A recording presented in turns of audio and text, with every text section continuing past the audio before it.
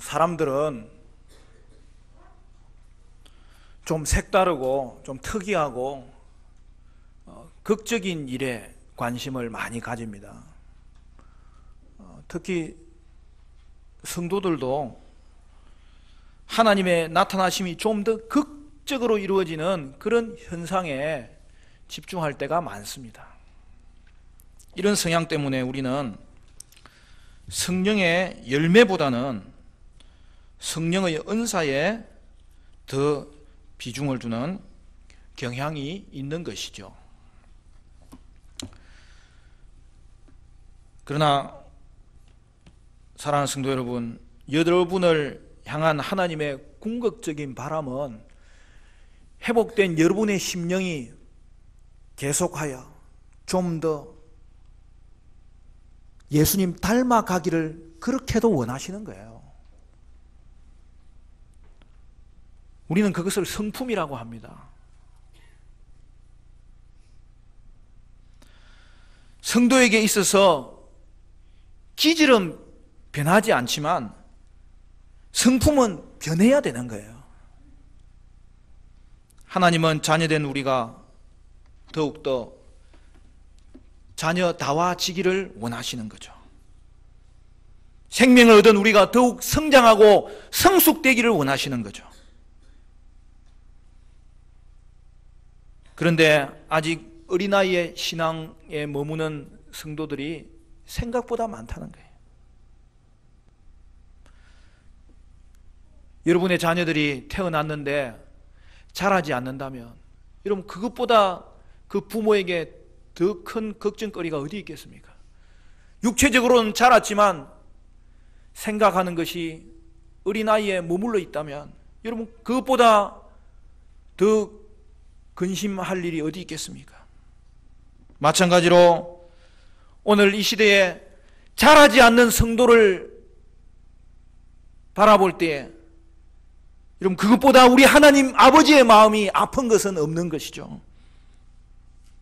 맥스 루케이도는 그의 책 예수님처럼에서 이렇게 말합니다. 하나님은 당신을 있는 그대로 사랑하신다. 그러나 그대로 두지는 않는다. 당신이 변화되길 원하신다. 그런데 하나님은 우리가 자라도록 바람만 가지고 있는 것이 아니라 그렇게 되도록 우리를 도우시는 거예요. 이끄시는 거예요. 오늘도 감동하시는 거예요. 말씀하시는 거예요.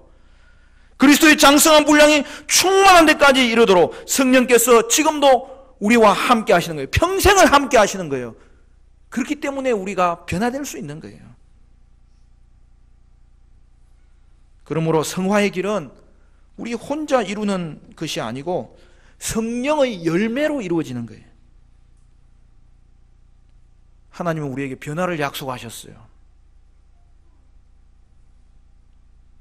그러므로 성도의 변화는 하나님의 뜻이에요. 성도는 이미 이 성품의 여정을 출발했어요.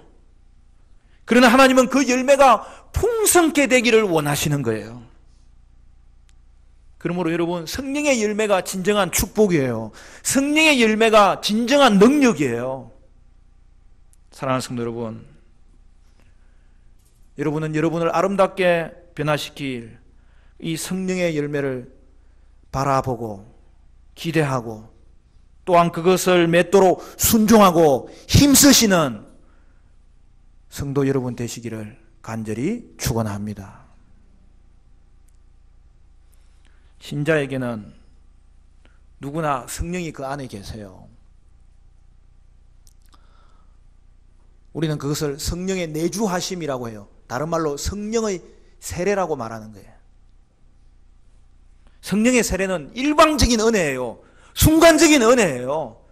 예수를 믿을 때에 하나님이 우리 안에 거하시고 영원히 떠나지 않으시는 거죠. 모든 하나님 자녀에게 주는 은혜예요. 그리고 성령의 역사에는 성령의 충만이 있습니다. 하나님은 우리에게 성령의 충만을 받으라고 명하셨어요. 성령의 충만은 성령님을 전적으로 의지하는 삶에서 나타나는 성령님의 이 관계적인 놀라운 은혜를 말합니다. 여기에는 특별한 임무를 수행하도록 주시는 특별한 은혜도 포함되어 있습니다.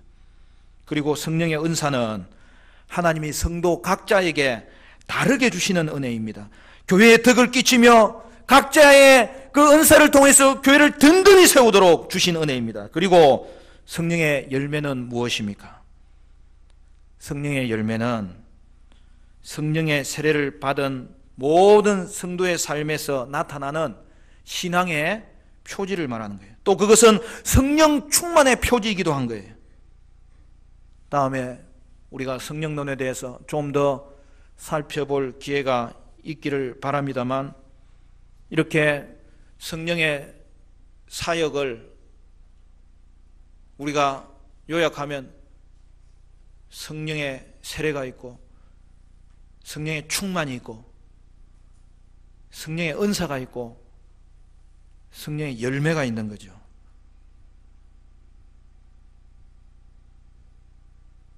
어떤 사람은 또 더 구분해서 성령의 기름 부음, 성령의 인치심을 말하는 경우도 있는데, 그러나 그런 용어를 특정한 사람에게만 적용하여 사용하는 것은 맞지 않아요. 왜냐하면 성경은 모든 성도가 성령으로 기름 부음 받았다고 분명하게 말하고 있고, 모든 성도가 성령의 인치심을 받았다고 분명하게 말하고 있기 때문입니다. 그러므로 사랑하는 여러분, 성령의 세례가 출생의 은혜라면 성령의 열매는 출생한 우리 가운데 계속 거하시는 그 성령님으로 말미암아 모든 성도에게 나타나는 이 성숙의 은혜인 거죠. 그런데 어떤 성도님은 예수를 믿은 지 오래되었지만 성령의 열매가 참으로 빈약해 있는 것을 볼 수 있습니다. 그래서는 안 됩니다. 여러분에게는 성령의 열매가 있어야 되고, 그 열매가 맺혀지는 게 보여야 되고, 그러므로 여러분은 성품의 사람이 돼야 되는 거예요. 성령의 열매는 말 그대로 열매잖아요. 성도 여러분에게 구체적으로 그것이 나타나야 되고 보여져야 되고, 그래서 성도는 성령의 열매를 반드시 맺어야 되는 거예요. 성령의 열매는 갈라디아서 5장에 등장합니다. 우리가 잘 알듯이 갈라디아서 5장 22절 23절에 보면, 오직 성령의 열매는 사랑과 희락과 화평과 오래 참음과 자비와 양성과 충성과 온유와 절제니 이 같은 것을 금지할 법이 없느니라. 여러분, 오늘 주일과 우리 내일부터 이어지는 연말 특별 새벽 기도회에 이 성령의 9가지 열매를 우리가 살펴보기를 원합니다. 그리고 성령의 첫 번째 열매는 뭐라고요? 사랑이라는 거예요. 왜냐하면 하나님이 우리를 먼저 사랑하셨기 때문입니다. 이는 신앙생활에 있어서 사랑의 중심성을 말하는 거예요. 고린도전서 13장 13절에 그런즉 믿음, 소망, 사랑 이 세 가지는 항상 있을 것인데 그 중에 제일은 사랑이라. 여러분, 오늘 본문을 보니까 예수님이 칭찬한 한 여인이 등장합니다. 갈릴리의 한 바리새인 시몬이라고 이름하는 그 시몬의 집에 예수님이 들어가셨고 함께 식사하는 중에 한 여인이 찾아온 거죠. 그녀는 값비싼 향유 옷값을 깨뜨려서 예수님의 발에 부었고 그의 머리카락으로 예수님의 발을 씻었고 예수님의 발에 입맞추었던 것이죠. 그런데 여러분, 이 사건은 예수님의 사역 초기에 일어난 거잖아요.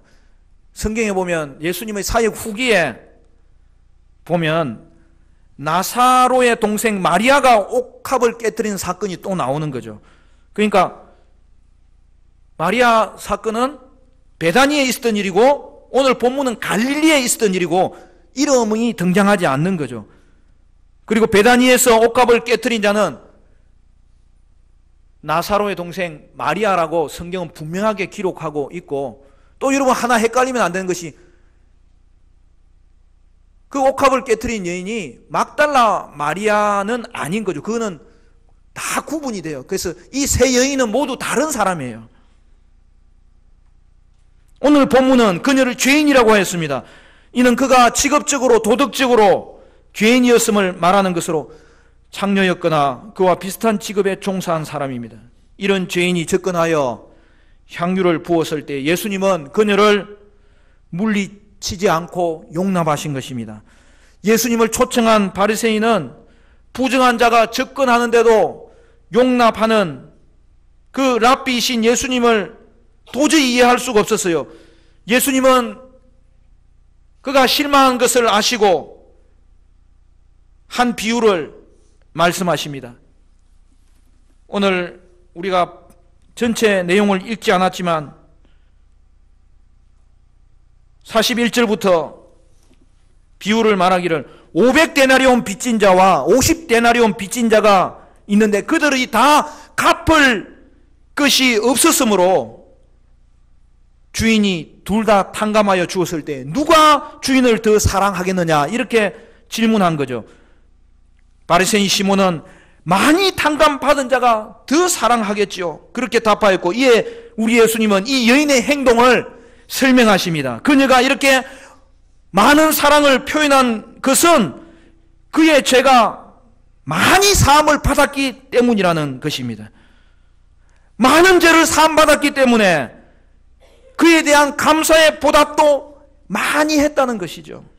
그러므로 우리는 여기서 사랑을 이루는 원동력이 죄사함 받은 은혜에 있음을 알 수 있습니다. 성령의 역사가 우리에게 먼저 있었고 우리는 그로 말미암아서 이제 사랑의 열매를 맺을 수 있게 된 것이죠. 죄가 사해졌다는 것은 탕감받은 거예요. 떠나가는 거예요. 용서하는 거예요. 여러분 구약의 대속죄일에는 특별한 일이 하나 일어나는데 아사셀의 염소라고 그 위에 제사장이 안수하고는 그 염소를 광야로 멀리 떠나보내는 것이죠. 그리고 예수님이 세상 죄를 지고 가는 하나님의 어린 양이로다. 그 어린 양으로 오신 것이죠. 그리하여 우리 예수님은 우리의 모든 죄를 그가 가지심으로 말미암아 떠나보내고 탕감하셨고 우리의 모든 죄가 용서함을 받게 된 것이죠.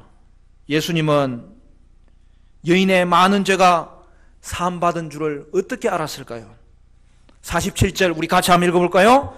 47절 말씀 시작. 이러므로 내가 네게 말하노니 그의 많은 죄가 사하여졌도다. 이는 그의 사랑함이 많음이라. 사함을 받은 일이 적은 자는 적게 사랑하느니라. 물론 예수님이 그가 죄사함 받은 것을 초자연적인 능력으로 아셨겠죠. 그러나 오늘 본문에는 뭐라고 이야기했죠? 이는 그의 사랑함이 많음이라. 즉 그녀에게 사랑의 행동이 많음을 보고 그의 죄가 사해졌음을 판단할 수 있었다는 거죠. 사랑하는 성도 여러분, 죄사함을 많이 받은 사람은 더 많이 사랑하게 되는 거예요. 그러므로 오늘 본문의 여인은 바로 저와 여러분이에요.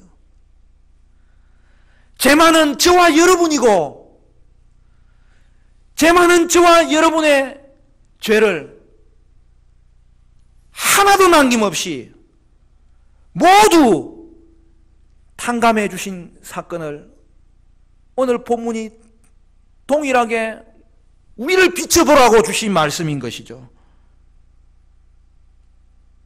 예수님은 우리의 죄를 사하되 우리의 죄의 빚 모두를 탕감해 주셨습니다. 그래서 우리의 죄는 우리로부터 모두 떠난 거예요. 우리는 갚을 것이 없었습니다. 갚을 능력도 없었습니다. 오늘날 경제용어로 쓰자면 우리는 신앙 불량자로 파산하였습니다. 그러나 회생불량자로 우리는 파산된 자입니다. 그래서 예수님이 저와 여러분에게 찾아오신 것입니다. 탕감은 어떤 사람의 채무를 없애주는 것이죠. 그런데 성경에서의 탕감은 은혜의 표시로 값없이 주는 것을 의미하는 것이죠. 그래서 예수님은 우리의 모든 죄의 빚을 취소해 주신 것이죠. 그녀가 예수님을 만났을 때 제사함의 은혜가 그녀에게 임했고 그는 죄의 빚을 모두 탕감받은 것이죠. 그때는 경황이 없었던 것 같아요. 눈물만 흘렸던 것 같아요. 그러나 그 이후에 그 예수님이 시몬의 집에 머문다는 소식을 듣고 그는 예수님께 달려와서 옥합을 깨트리며 그에게 감사의 모습을 표현했던 것이죠. 그러므로 사랑하는 성도 여러분, 예수님의 사랑, 그 은혜로 말미암아 오늘 이 땅 가운데 사랑을 실천하는 저와 여러분의 사랑은 세상 사랑과 다른 거예요. 성도의 사랑은 아가페 사랑이에요. 성령의 열매에서 첫 번째 나오는 사랑은 아가페입니다. 무조건적인 사랑이에요. 무조건적으로 사함을 받았으니 무조건적으로 베풀면서 사는 거예요. 오늘 그러한 성도의 삶의 걸음을 볼 때에 세상은 주님을 보게 되는 거죠. 우리는 더 이상 세상을 가지는 자, 더 심하여 빼앗는 자로 결코 설 수 없었어. 받은 이 은혜에 감사해서 우리는 주는 자로 이 땅을 살고 때로는 예수님처럼 세상에게 우리의 목숨까지 내어주면서 죽는 자로 이 땅을 사는 거죠. 여러분, 믿음과 사랑은 모두가 다 성령의 역사로 인한 거예요. 성령이 아니고서는 우리가 예수님의 은혜를 알 수도 없었고 받을 수도 없었습니다. 그리고 믿음뿐만 아니라 그 믿음에서 나오는 사랑도 성령의 역사로 인한 것이죠. 성령이 우리의 마음에 감동하시니 사랑을 실천할 수 있는 것이죠. 그래서 바울은 사랑을 성령의 열매라고 한 것입니다. 성령께서 마음에 역사하지 않으면 우리 힘으로 사랑을 실천할 수 없어요. 그런데 성령은 우리 안에 거하시고 우리를 이끄시는 분이시고 오늘도 말씀하시는 분이시고 힘주시는 분이시고 우리의 마음을 감동하시는 분이시기 때문에 오늘 우리는 성령의 감동하심에 깨어있게 되고 그게 우리의 보조를 맞추게 되고 순종하게 되므로 예수의 사랑을 깊이 깨달은 그 사람이 은혜에 감격하여서 하나님의 참된 사랑을 실천할 수 있게 되는 것입니다. 성령의 열매인 이 사랑은 두 가지 방향으로 흐릅니다. 먼저는 하나님 사랑이죠. 두 번째는 이웃 사랑이죠. 믿는 자에게 하나님을 향한 사랑은 즉각적이고 직접적으로 나타납니다. 그리고 그 사랑은 이웃을 향한 사랑으로 나아가야 됩니다. 번지는 것이죠. 확장되는 것이죠. 그러나 이것은 자동적으로 되는 건 아니에요. 노력해야 됩니다. 그래서 예수님은 너희 원수를 사랑하며 너희를 박해하는 자를 위하여 기도하라고 하셨습니다. 여러분, 어떻게 원수까지 사랑할 수 있겠습니까? 우리의 본성에 반하는 일입니다. 그러나 성령이 도우시면 할 수 있어요. 기도하면 할 수 있어요. 한국교회는 하나님을 사랑하는 것에는 강조하지만 이웃에 대한 사랑은 덜 강조합니다. 이웃 사랑에 대해서는 교회 안에서의 사랑은 말하지만 교회 밖의 사람에 대해서는 별로 관심이 없습니다. 믿지 않는 사람들을 단지 전도의 대상으로만 생각하고 심지어 지옥 갈 대상으로만 생각하는 성도들이 의외로 많습니다. 그들은 우리가 돌봐야 할 사랑의 대상으로 잘 생각하지 않는 것이죠. 우리는 사랑의 범위를 확대해야 되고 사랑의 대상을 넓혀야 합니다. 우리 주위에 가난한 사람, 약한 사람, 병든 사람, 갇힌 사람을, 그리고 북한 동포, 또 그뿐 아니라 중국과 일본 더 나가서 세상의 모든 사람이 사랑의 대상입니다. 저도 이 부분이 참 약합니다. 그래서 예수님의 사랑으로 사랑하게 해달라고 기도하고, 성령님이 감동을 주시면 순종하면서 사랑하려고 애쓰는 것이죠. 성도 개개인의 힘으로는 한계가 있기 때문에 특별히 우리는 교회적으로 사랑의 실천을 위해서 계획할 때에 거기에 우리가 동참할 수 있고 힘쓰면서 주의 사랑을 실천할 수 있는 것이죠. 한 집사님이 미국으로 이민을 갔습니다. 그만 사기를 당해서 돈을 다 잃어버리고 폭행까지 당하여 마음에는 분노와 미움과 좌절감이 가득 차게 되었습니다. 그런데 공부를 잘하던 두 아들마저 방황하며 제대로 대학에 진학하지도 못하게 되었습니다. 모든 것이 다 무너져 버린 것 같은 위기감 속에서 집사님은 내외가 하나님을 찾기 시작했습니다. 하나님께 매달리며 열심히 기도했는데 자꾸 마음에 하나님이 깨닫게 하시기를 용서하라, 사랑하라고 하시는 거예요. 결국 가족 사이에 회개와 용서와 사랑의 역사가 일어났어요. 그리고 손해를 끼치고 말과 행동으로 엄청난 고통을 주었던 사람들을 용서했습니다. 그랬더니 놀라운 일이 벌어졌습니다. 두 아들이 공부를 하기 시작하는 거예요. 결국 형제가 둘 다 대학에 들어갔고 이제 졸업할 때가 된 거예요. 사랑의 영은 살리는 영입니다. 회복의 영입니다. 그 집사님은 울면서 고백했습니다. 이렇게 마음을 정리했다면 돈은 잃어버려도 이렇게 오랫동안 아들들까지 고통을 겪는 일은 없었을 텐데 말입니다. 사랑하라. 이것은 결코 무거운 계명이 아니라는 것이죠. 이것은 우리가 사는 길이고 우리 가족을 살리는 길이고 이웃을 살리는 길이고 이 나라 이 민족을 살리는 길입니다. 하나님이 우리를 먼저 사랑하셨습니다. 그리고 우리는 그 은혜로 인하여 사랑의 눈을 떴고 그것을 실천할 수 있게 된 것입니다. 예수 안에서 우리를 향한 축복은 너무나 간단하고 단순하고 간결합니다.